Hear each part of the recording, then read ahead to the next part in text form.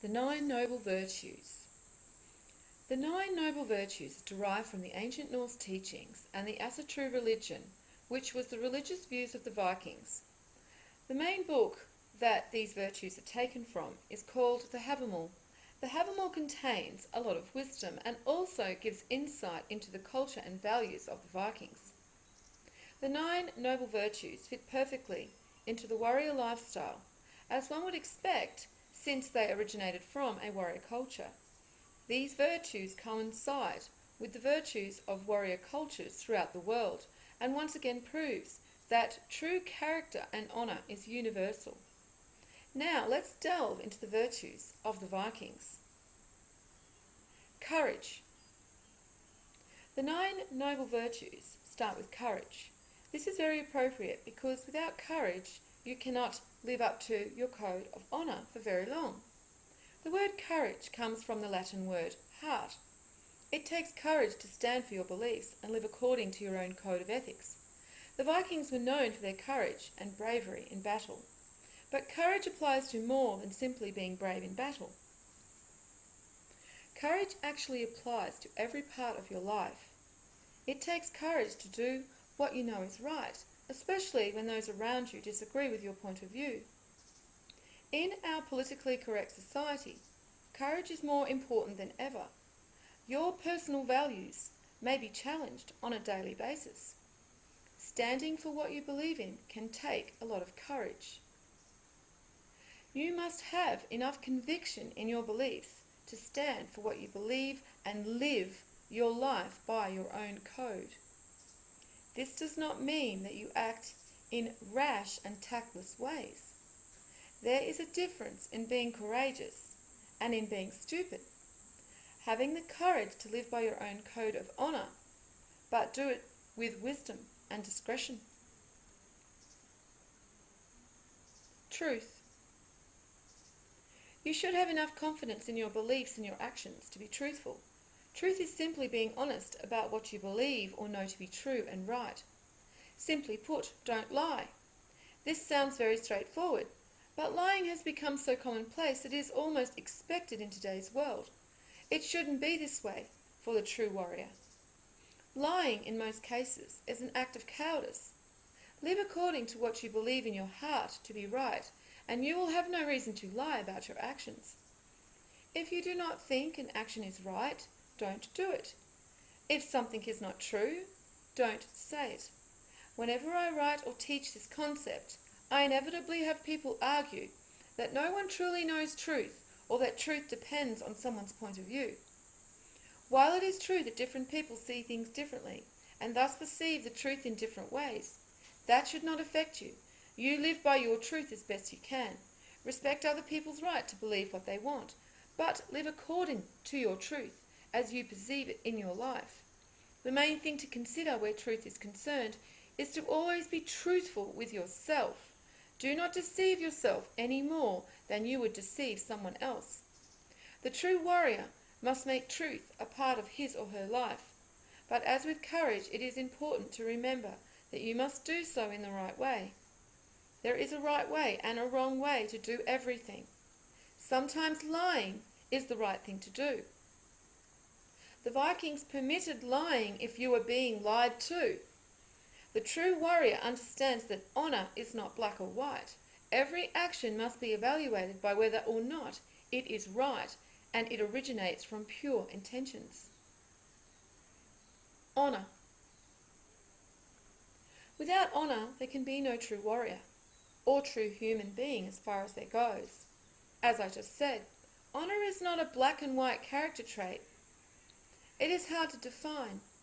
One could define honour as your internal integrity or dignity. Many people wrongfully think that their honour is simply to do with their reputation, but that is not true. It is the warrior who determines his or her honour. Your reputation is determined by other people's thoughts, for the most part. You determine your own honour, or lack of honour, by staying true to your own beliefs and living according to your own code of honour. Your personal honour is determined internally by your own commitment to live up to your predetermined ethics. It is your intentions and your actions which determine your honour, not what someone else thinks. The true warrior who lives by a code of honour will have very few regrets in life, because he will know that he has done the best that he can to live a life with honour and truth and purity of intentions. Fidelity. The word fidelity simply means being faithful. There are many things that you can be faithful to, not all of them honourable. Fidelity, as used in the 9 Noble Virtues, refers to being faithful or loyal to God, to yourself and your beliefs, to your family and to your friends. The warrior will defend his family and friends no matter what the cost, because of his dedication to his virtue. Being loyal and faithful to those that the warrior loves is non-negotiable. The Vikings knew this. If someone murdered a Viking's family, he or she would have an obligation to seek vengeance and put things right. This is not the same as seeking revenge. There is a difference in revenge and in fulfilling an obligation to your loved ones. Only those with honour can be true friends, because it takes loyalty, faithfulness and honour to be a true friend. All others are mere acquaintances. The true warrior is also a true friend, once that bond has been entered into. He will take his fidelity to his friends and family seriously, as he does his spiritual relationship with his God.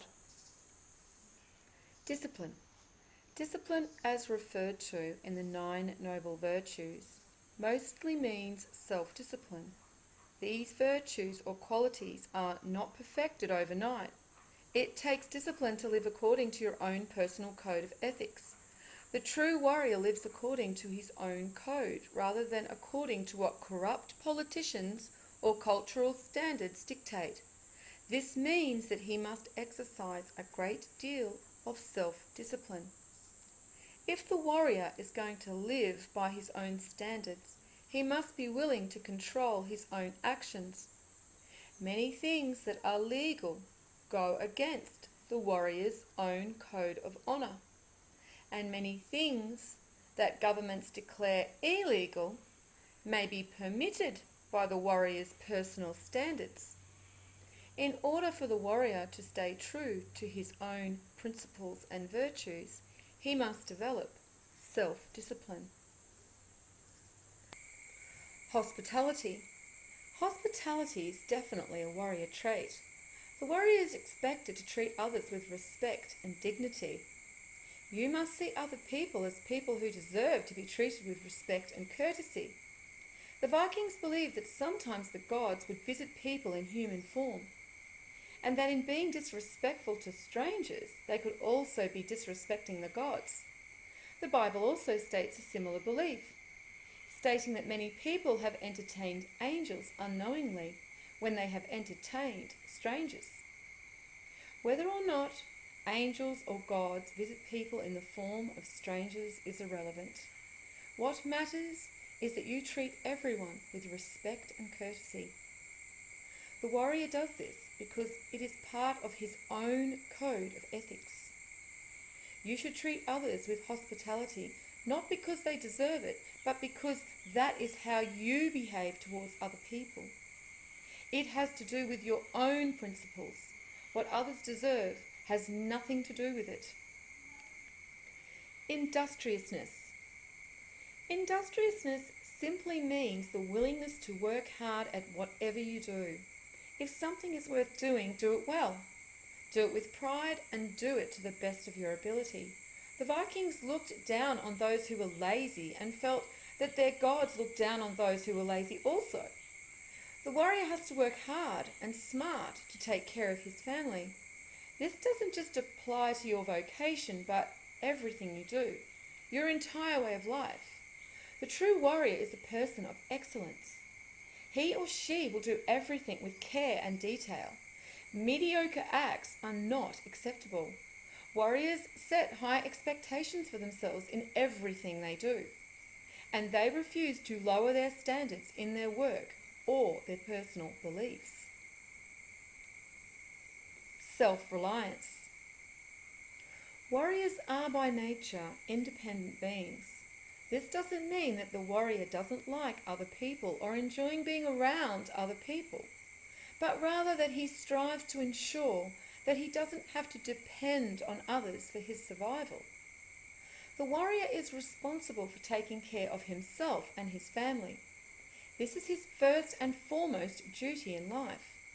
He is never comfortable if his family's welfare depends on something outside of his own control. Being dependent on someone else for your own needs puts you in a dangerous position.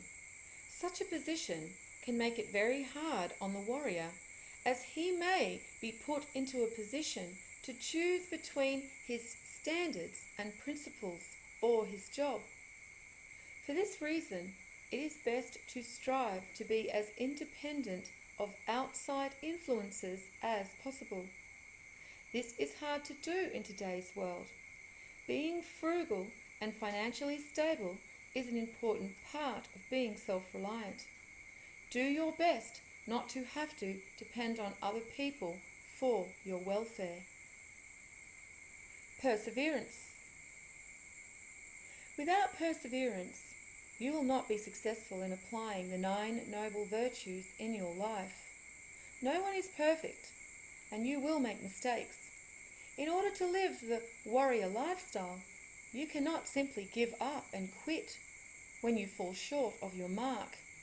You must persevere. You must not give up. The warrior's code of honour is too important for him to give up or give in when the going gets tough. The warrior lifestyle is a lifelong way of living. Being a true warrior is not something you try. It is something you are.